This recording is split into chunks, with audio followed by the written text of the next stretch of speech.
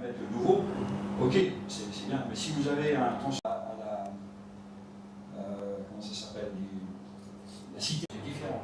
Ouais, ce sont des transformateurs de l'ordre de 630 kVA, hein, mais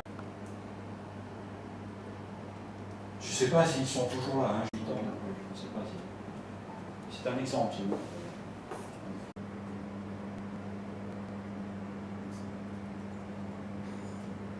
Bon. Première étape, en vie pure, programme les enlèvements avec chaque détenteur. Puisque ces programmations doivent se faire en conformité avec ce qui a été fait pour tel pays. On ne pourra pas acheminer les transformateurs en sport, hein, est assuré par Envipure jusqu'au centre régional.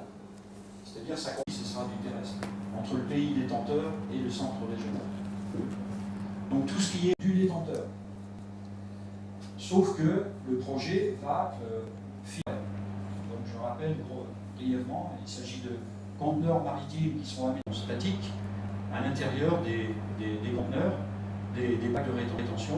Il y aura un système de pompage, de tuyaux, d'absorbants nécessaires pour revenir à la Côte d'Ivoire. Bien évidemment, la Côte d'Ivoire, elle, a la chance de pouvoir bénéficier du site de stockage temporaire. Est-ce qu'on répond aux questions maintenant? Les sites d'importation sont également assurés par Envipure, mais vous savez que dans les notifications de transfert, le détenteur doit également signer. Le site en flux sera également assuré par Envipure. Ça veut dire que la limite de fourniture entre le détenteur et le centre régional de traitement, c'est les transformateurs vides mis à la disposition de Envipure dans les conteneurs. Voilà, la limite de fourniture.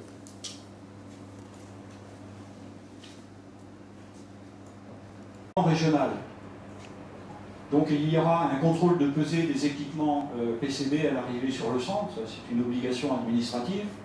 Ensuite il y aura le démantèlement des appareils, c'est-à-dire ce qu'on appelle techniquement le décuvage, hein, pour séparer la cuve le démantèlement.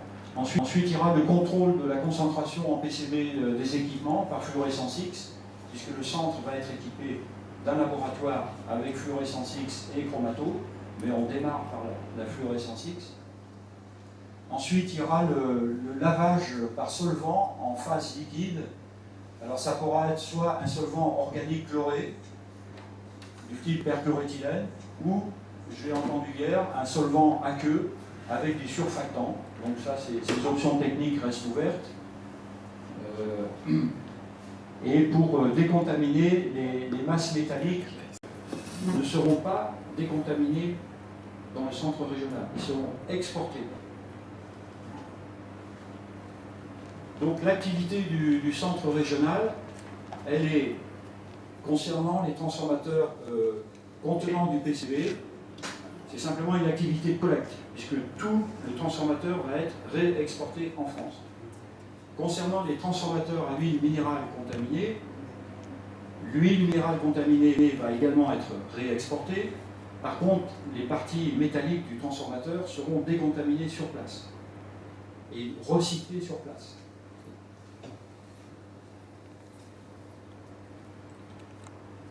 Et donc, au final, il y a bien sûr le transport international vers Trédi, France. Donc ça consiste à mettre en conteneur maritime les déchets PCB à exporter. Et là, on tombe sur le coup de l'IMDG, hein, de la réglementation IMDG et ADR, qui est obligatoire.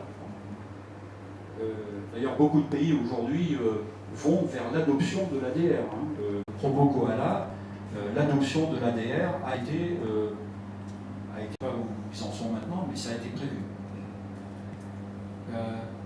Donc, qui ne peuvent pas être décontaminés sur place, on exporte les huiles PCB, les huiles minérales réhabilitées, puisqu'ils ne sont pas réhabilités en Côte d'Ivoire, ils seront réhabilités en France. Donc ensuite intervient le transport maritime et terrestre, voire ferroviaire, jusqu'au centre de Trédi en France. Et pour couvrir tout ça, évidemment, il y a aussi des licences d'exportation de la Côte d'Ivoire vers la France. S'orienter vers quelque chose de légèrement différent. compte tenu de la rencontre qu'on a eue ce matin avec le ministre de l'Environnement. Là, est-ce qu'on peut passer la parole à Michel? Regarder un peu l'agenda. Donc le centre régional vous souhaite encore une fois la bienvenue. Alors, donc on a rencontré le ministre, mais bon, il faut rendre à César ce qui est à César. Monsieur Barry, professeur, était le chef de délégation. Je voudrais bien lui donner la primeur de l'information que nous avons, si ça ne vous gêne pas.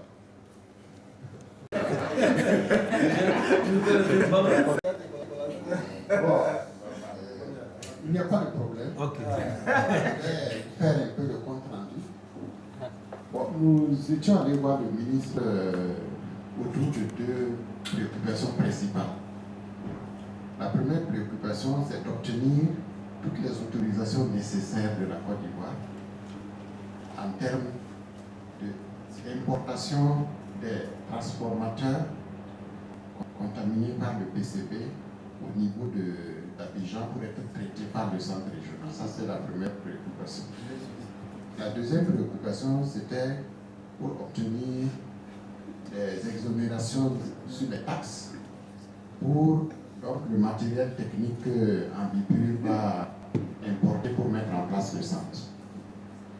Mais au niveau de la première préoccupation, c'est-à-dire obtenir toutes les autorisations, là, nous avons obtenu une réponse claire du ministre. La Côte d'Ivoire ne va pas autoriser l'importation, en tout cas pour le moment, l'importation donc des transformateurs à l'intérieur du territoire ivoirien, à l'état actuel des choses. Bon, bien sûr, il nous a demandé de faire un dossier technique pour lui soumettre, mais il a déjà donné donc, ce point de vue. Donc, compte tenu de ça, on s'est brièvement rencontrés entre nous pour voir d'autres alternatives. Et après une discussion rapide, on s'oriente vers l'alternative d'avoir une ou des plateformes mobiles qui vont donc peut-être sillonner les pays pour donc faire le travail qui devait être fait ici. Donc c'est ce plan B-là qu'on a envisagé rapidement. Voilà. Donc peut-être Michel qui peut donner plus d'informations. J'invite Crédit et donc sur les filières de traitement qui seront proposées et exploitées.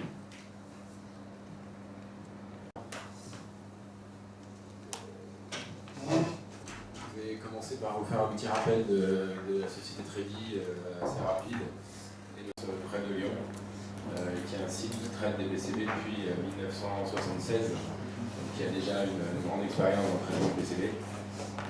C'est un site qui a l'avantage de pouvoir traiter tous les types de PCB sur le même site, à savoir les condensateurs, les terres souillées. C'est un grand avantage parce que tout se passe sur le même site, donc en termes de traçabilité et de traitement, c'est un bel avantage. La capacité annuelle du site est de 15 000 tonnes d'équipement. Quand je dis équipement, c'est uniquement les transformateurs. Les condensateurs et autres types d'équipements ne sont pas inclus dans ce tonnage-là. Aujourd'hui, on a déjà traité plus de 300 000 tonnes de transformateurs, donc depuis 1976. Et donc le site est équipé de 9 autoclaves ou étuves qui permettent une complète décontamination des masses métalliques avant de réserve.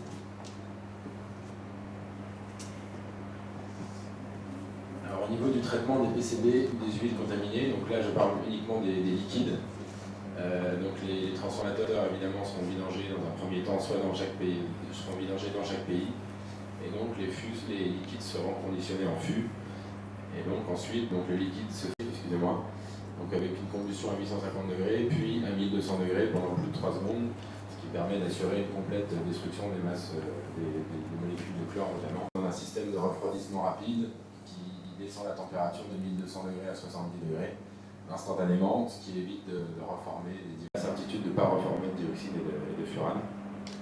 Et tous les résidus d'incinération, donc les mâches-fer et les mâches-fer notamment, sont placés en centre d'enfouissement de stockage classe 1, qui est un centre qui appartient au groupe Séché Environnement, donc tout reste dans la même société. Pour le traitement des transformateurs maintenant, donc selon la contamination, il y a plusieurs méthodes qui peuvent être proposées. Pour les transformateurs les moins contaminés, donc on s'est fixé une limite de 10 000 ppm. Donc c'est une décontamination via une étuve et un égouttage. Donc c'est la méthode initialement prévue et toujours d'actualité pour le site d'Henri Pur. Donc ensuite cela permet, donc on va décontaminer les masses métalliques en dessous de la limite, et ensuite on va les démanteler et faire une valorisation matière. Pour les transformateurs les plus contaminés, donc au-dessus de 10 000 ppm et sans aucune limitation, là nous passons des transformateurs dans une autoclave. Donc ça, ce système-là sera fait uniquement sur le site de Trédi en France. Nous ne prévoyons pas de le faire sur le site d'Henri Pur pour des questions financières notamment. Et il y a une troisième activité qui est la réhabilitation du transformateur lorsque les caractéristiques électriques le permettent et lorsqu'il n'est pas trop contaminé. Donc c'est la même limite, on est sur 10 000 ppm. Si les caractéristiques électriques le permettent, on peut réhabiliter le transformateur et donc le remettre en service. Voilà ce qui était prévu. Donc nous fournissons à tous les pays le matériel pour faire le reconditionnement des transformateurs, à savoir les avenues, les pompes, les tuyaux. Ensuite, à charge de chaque ZFR, c'était de faire une formation groupée peut-être avec un ou deux membres de chaque société, parce qu'il faut créer une zone de vidange spécifique qui permettra, en cas de petit déversement, de ne pas contaminer l'environnement. Donc je pense qu'une formation globalisée avec un ou deux représentants de chaque pays pourrait être intéressante à faire. Donc ensuite, au niveau du transport régional, c'est suite au plan d'élimination qui est fait, on va faire une planification avec chaque détenteur et faire le chargement des containers qui seront expédiés vers le centre. C'est toujours initialement par rapport au centre Henri Pur comme c'était prévu à l'initiale, et le centre de pays. Bon, la procédure d'acceptation sur site, ça revient un petit peu à ce qu'expliquait Yves ce matin. Donc, suite au plan d'élimination traité dans les bons délais, DRSC agréé pour ça, et ensuite orientation vers la bonne filière de traitement, donc les supérieurs à la matière sur Trédi Saint-Vulbas et les moins de 10 000 ppm en fonction de leur valorisation de la matière en Côte d'Ivoire, soit réhabilité.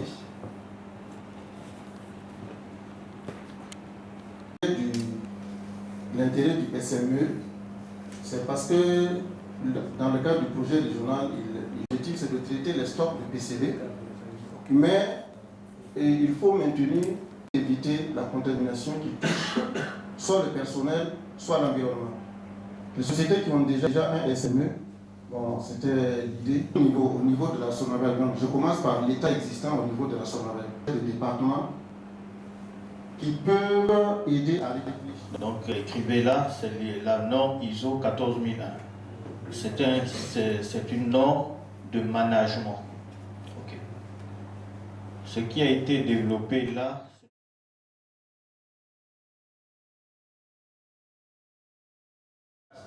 Donc le Togo l'a acquis, les informations liées aux études environnementaux, les techniques d'inventaire, décrit les critères, l'accent sur les prioritaires, c'est quoi les critères de développement. On dit directement ces informations dans la base.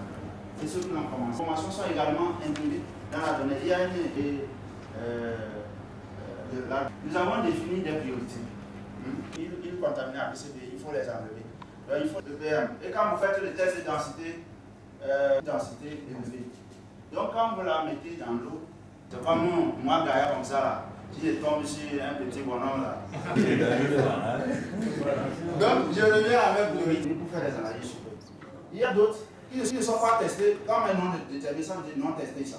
Ils ne sont pas testés. Donc on est en deçà de 87, puisqu'au Togo, c'est Je voudrais demander à Pascal de qui au départ était fabriqué spécifiquement avec homogénéité entre la teneur qui a été soulignée tout à l'heure et ce qu'on a observé, c'est qu'il y a du diélectrique avant de le remettre à un ferrailleur. Vous trouvez une teneur en PCB dans l'huile, le voile, papier, carton, etc.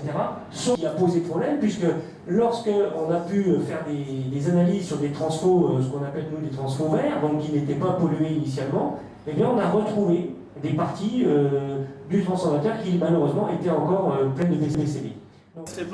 De PCB par l'introduction de pratiques de gestion écologiquement rationnelles des huiles PCB et des équipements le contenant. Les objectifs spécifiques de ce projet sont entre autres de démontrer les avantages d'une approche régionale pour le développement d'infrastructures légales, de formation, de cours techniques, de management et de destruction. Il s'agit des objectifs spécifiques, opération au niveau régional pour aussi de réduire le coût de traitement est composé de 2 phases. La première phase d'une durée de 3 ans dans le comité de pilotage. La réunion du comité de pilotage. L'objectif de cette réunion,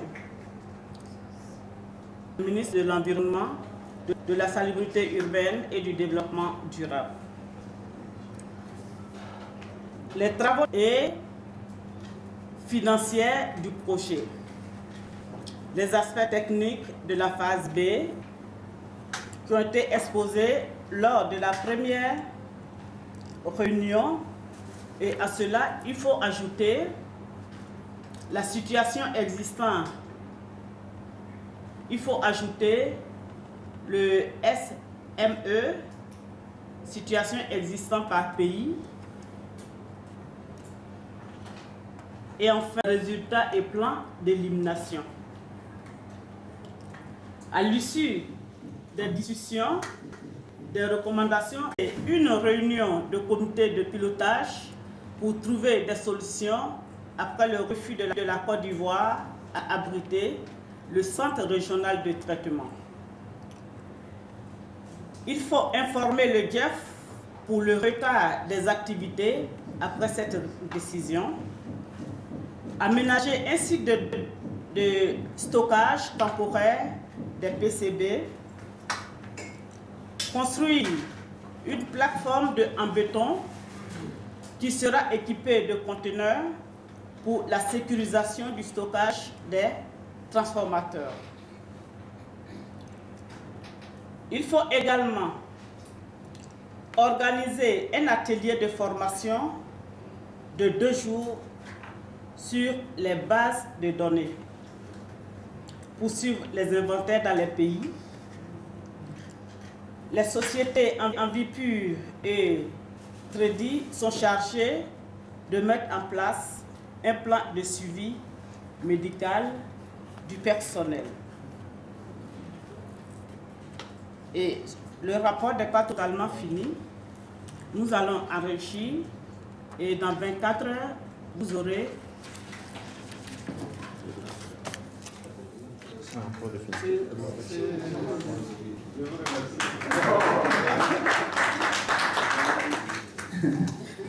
Merci beaucoup.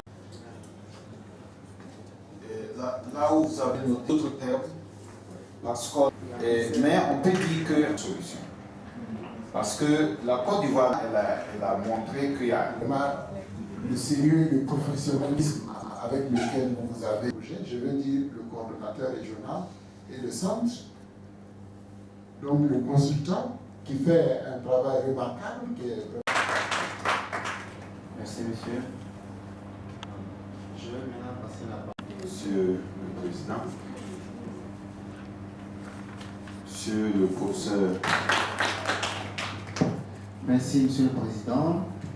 Le pilotage du projet, Monsieur le directeur du centre CRSB,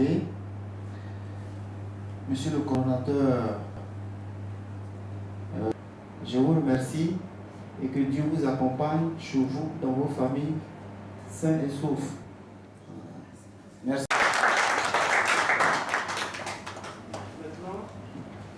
Maintenant, le cadre est déjà là. Où tout le monde se dirige de manière précipitée. Il y a une situation avec on entend ça. On touche, nous appelons les consignes responsables. Briquet en poche. Et tout élément vont être sous ignition. Donc les fumeurs sont à surveiller de très près. Fumer. Il est interdit aussi de prendre des photos. Interdiction formelle de prendre des photos. Dans certaines zones, vous allez voir les consignes particulières liées au porté à ce que sur le site. Je pense que c'est tout.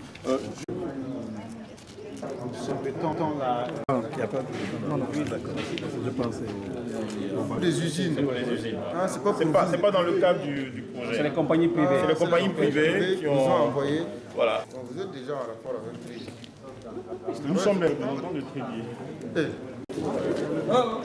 Donc, ce qu'on fait ici, les prélèvements sont envoyés donc à nos partenaires qui analysent, qui identifient le type d'amiante. Et éventuellement, on fait aussi des analyses des fibres d'amiante dans l'air aussi. On envoie. Donc on fait un diagnostic global au niveau analytique. Si on sait déjà que...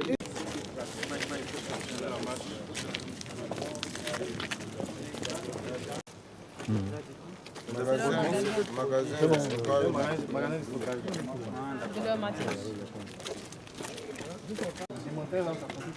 Séparation des déchets.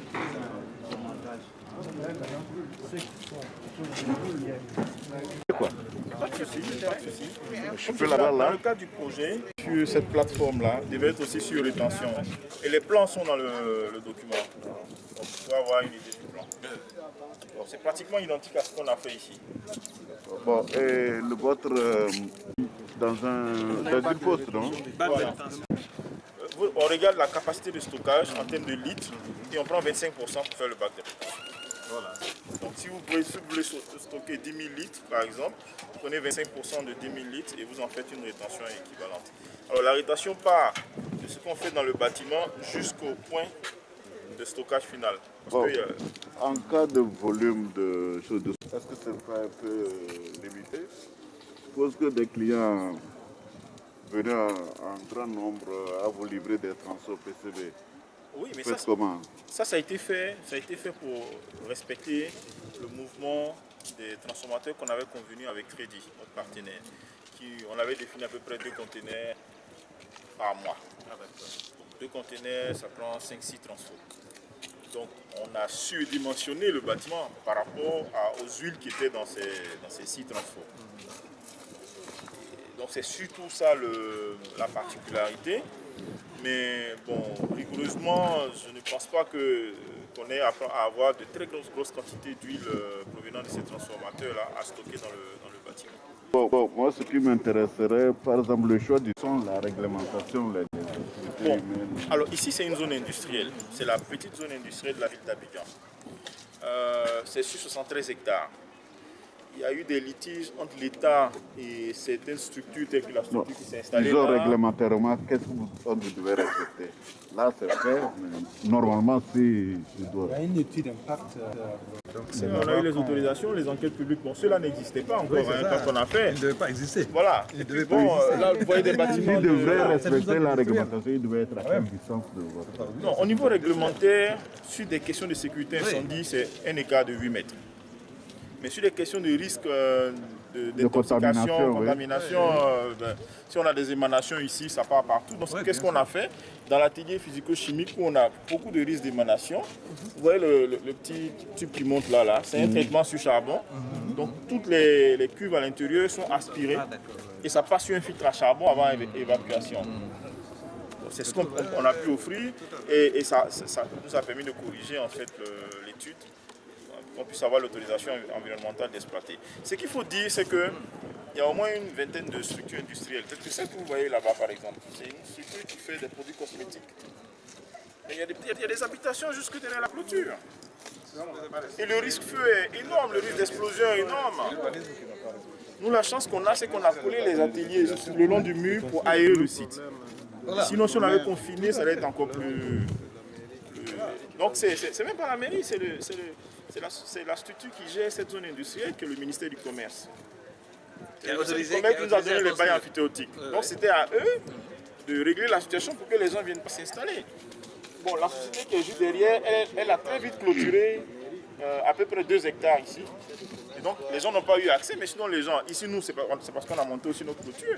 Sinon, on aurait eu des gens qui se seraient installés là. Donc, c'est la grosse difficulté au niveau des zones industrielles. les gens s'installent un peu de façon anarchique. C'est des industries seulement qui devaient être là. Ici avant, ici avant c'était une plantation d'ananas. Et la personne qui avait...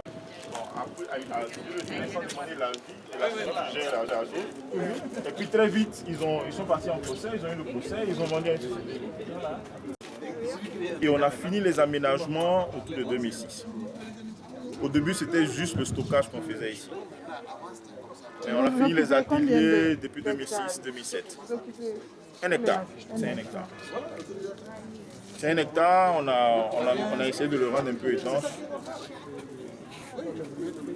9800 et quelques mètres carrés. Ah bon? Ouais. Alors que on le voit comme ça, on pense que c'est plus qu'un 1000 mètres carrés. Oui, 100 mètres, si on a 9000. Oui, ça là, on n'atteint pas 1 hectare. Tu n'as pas fait le quota au village. Le site n'est pas carré. Le site n'est pas carré. C'est à peu près 1 hectare. C'est 10 000 mètres carrés, mais c'est quoi? C'est 100 sur 100. 100 sur 100, mais quand vous regardez de là, et puis là, c'est parce que je pensais qu'il y avait une liste. Sinon, ça allait. Ici, on a des terres polluées qui doivent partir à Pédini. Voilà. Et bon. Avec la pluie, qu'est-ce que c'est avec les emboliques? Bon, ici, en fait, vous voyez qu'il y a des suremblages en plastique. Tout ce qui est délicat, on les stocke dans le magasin couvert. Tout ce qui ne présente pas de risque en fait, d'envoler, on fait un suremballage plastique et on le laisse sur la plateforme. C'est mieux que ce soit aéré parce qu'en espace confiné, il y a d'autres risques d'explosion ou des COV qui vont se dégager. Donc autant les laisser à la vie. Je vais acheter parce que l'environnement avec sa structure technique, le centre ivoirien anti-pollution, est constamment appelé pour des cas de dépollution. Le tout dernier, c'était il y a un bâtiment dans lequel le ministère de l'Agriculture d'alors a stocké des tonnes de pesticides qui n'ont pas pu donner au secteur. Il y avait des émanations. Donc, la société qui est agréée, qui est notre partenaire, c'est Agriculture. Donc, sur ce projet, nous sommes là-dessus. Il y a beaucoup de projets pour lesquels on fait appel à Pour ce cas de stockage de pesticides, qu'est-ce que vous avez fait? Les pesticides sont stockés et ça part donc à crédit avec le conteneur qui est en train d'être dans le magasin. Donc sur ça, il n'y a pas de souci, on n'a pas de possibilité de traitement au niveau local.